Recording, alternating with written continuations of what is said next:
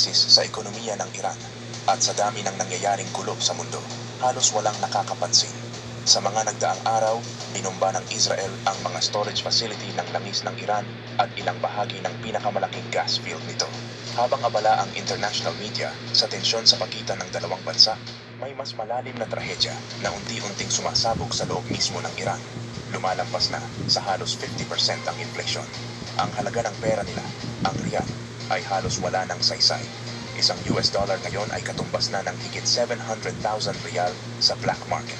Ibig sabihin, kung dati ay kaya mong bumili ng bigas gamit ang 100,000 rial, ngayon ay halos 1 million rial na ang halaga nito.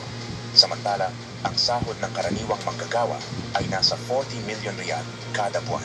Kulang na kulang kahit pang-ulam o pang-renta lang.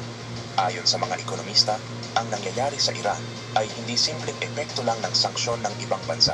Isa itong kombinasyon ng matinding katiwalian sa gobyerno, pandaigdigang pag-iisa, at mga maling desisyon sa ekonomiya. Mahigit 30 million mamamayan ang nabubuhay sa ilalim ng poverty line.